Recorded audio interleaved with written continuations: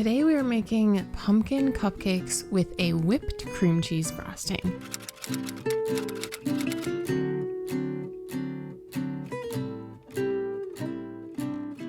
So to start, we want to preheat our oven to 350 degrees and grease or line a standard 12-cup muffin tin. Go ahead and set that aside and get yourself out a large mixing bowl.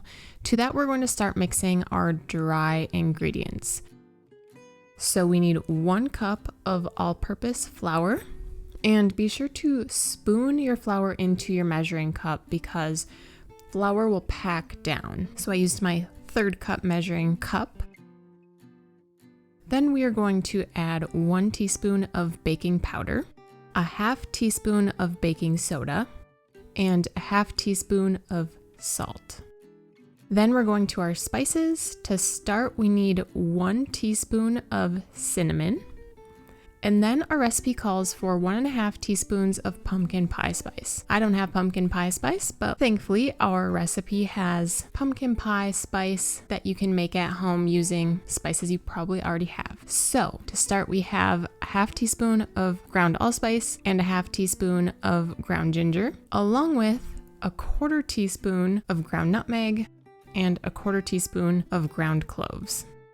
Once you have all of that measured out, go ahead and whisk your dry ingredients together, or I just use a spoon. Just make sure everything gets all mixed up. Make sure you get any clumps out of your dry mixture. The baking soda tends to clump up.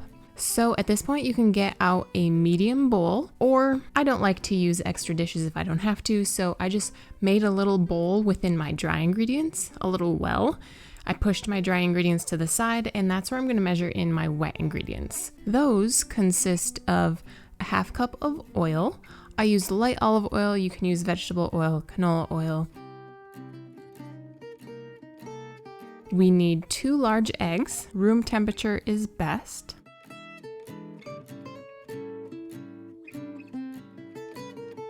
We need 3/4 of a cup of packed brown sugar. You can use light brown sugar, you can use dark brown sugar. I recommend you actually measure out your brown sugar. My measuring cups were just dirty when I filmed this video, so I just eyeballed it. Next, we need 1 teaspoon of vanilla extract. I recommend pure vanilla extract. And then we need pumpkin puree, not pumpkin pie filling, just pure pumpkin. We need 1 cup of that.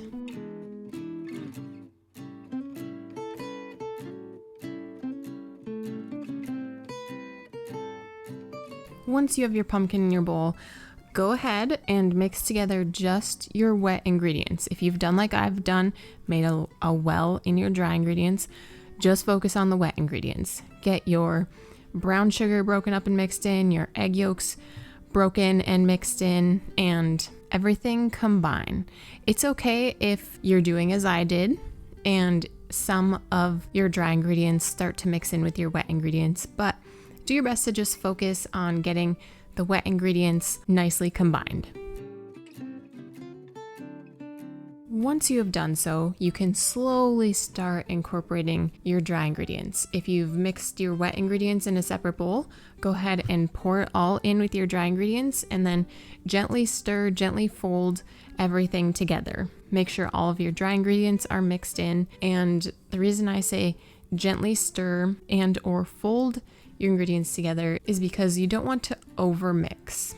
If you start to stir aggressively and overmix, it can give you a tougher cupcake, and we want nice, soft, fluffy cupcakes. So once everything is well mixed together, let's bring back our muffin tin, and we're going to fill each cup 2/3 of the way full. I recommend using a 1/4 cup measuring cup just to evenly distribute your batter. I used a 1/3 cup and I may have overfilled the first ones, but it's okay if they're not perfect all the way across your muffin tin. And if you need to, like you'll see I'm going to end up doing, I had to redistribute some of the batter into some of my last muffin cups. But once you have all of your batter into your muffin tin, we're going to pop this in the oven for 20 to 22 minutes. Start with 20 minutes. It's going to be hard to tell exactly when these are done just by looking at them because they're so dark already from the pumpkin. So this is why we like to test with a toothpick, a cake tester, or I'm just going to use a knife. And we want to make sure there's no wet batter that comes out onto whatever we're testing our cupcakes with. And I like to test the biggest cupcake that I have. And mine were good. After 20 minutes, mine were good. My knife came out clean, no wet batter on it. So now we need to let our cupcakes cool completely. Let them sit in the muffin tin for maybe 5 minutes, and then you can take them out and put them on a wire rack to cool. So you're gonna have some time between when your cupcakes bake and when they're cooled and ready to frost. So in preparation, today I'm making a whipped cream cheese frosting. So I'm making the cream cheese frosting recipe that goes along with this cupcake recipe, but I'm also making homemade whipped cream, and I'm gonna combine the two.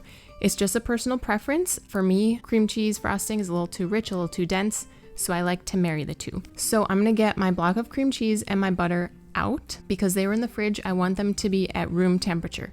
I need them to be soft so that I can cream them together. Additionally, for homemade whipped cream, a little tip is to get your beaters out, get your whisk out, and get a metal bowl out and stick them in your freezer. The really cold metal just helps you get a nice texture. It helps whip the cream.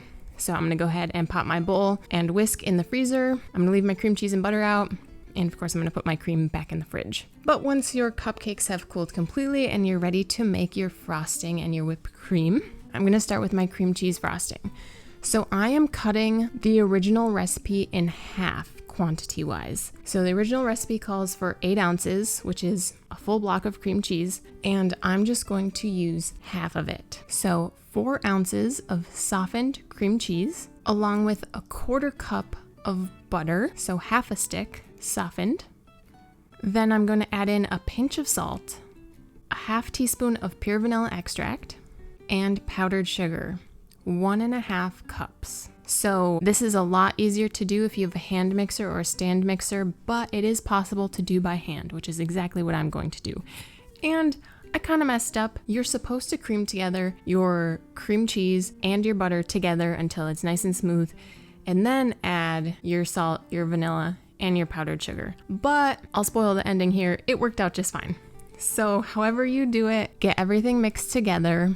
The original recipe is in a large bowl, creaming together the butter and the cream cheese on high until very smooth and creamy, and then adding your sugar, vanilla, and salt.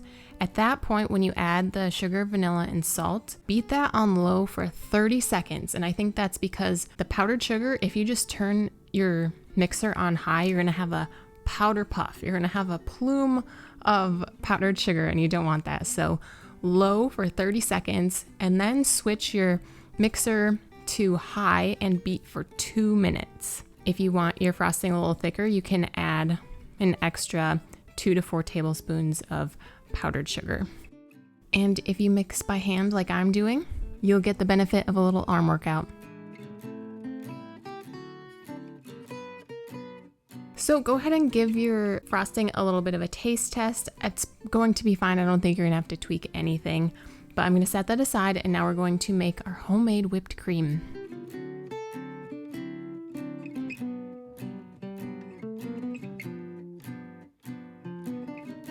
Now I made a full recipe of whipped cream. I will leave the links to all of the recipes down below in the description for you guys, but I will show you how I made my frosting all together in the description. So for homemade whipped cream, in our cold bowl, mix together 1 cup of heavy whipping cream. Now, if you forgot or didn't make your bowl and your whisk or your beaters cold, it's okay, it will still work. Then we're gonna add a 1/2 teaspoon of pure vanilla extract. Imitation will work. And then we have an option. You can use either granulated sugar, which is your regular baking sugar, or powdered sugar, also known as confectioner sugar. Granulated sugar might not give you as smooth of a texture, and some people might like a little bit of a grainy texture in their frosting. But I opted to go with powdered sugar. So whichever you choose, you want 2 tablespoons. And then it's time to mix. Again, start on low just to get the powdered sugar mixed in, and then you can go on high. I don't have times for how long it's going to take for you. Your cream is going to start to thicken, but it doesn't stand up for itself yet. So keep mixing. And then you're going to get something that's considered soft peaks. When you pull up your whisk or your beater, the tip of the peak is going to flop over. And then you're going to get to something that's called medium peak. And I think this is where I was at this point. I couldn't really tell. I think it was medium peak. Your peak is going to start to be pointy, but I kept going a little bit. I want my whipped cream to have a little bit more structure so it can stand up to being folded into my thick cream cheese, and I think I achieved my stiff peaks here. So I'm going to give it a little bit of a taste test, and mine was not very sweet, which I was okay with.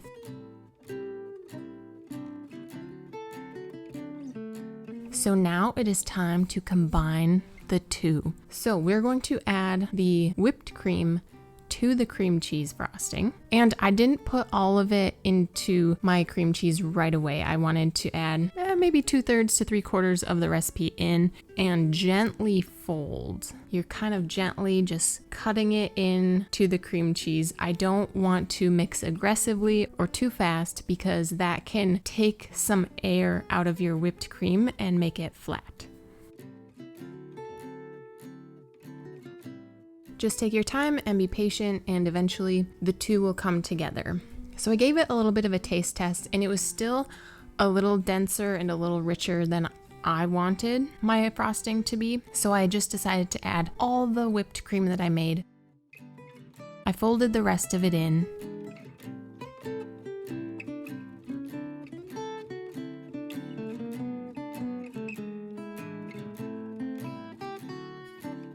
And I thought that was a really great combination, really great ratio.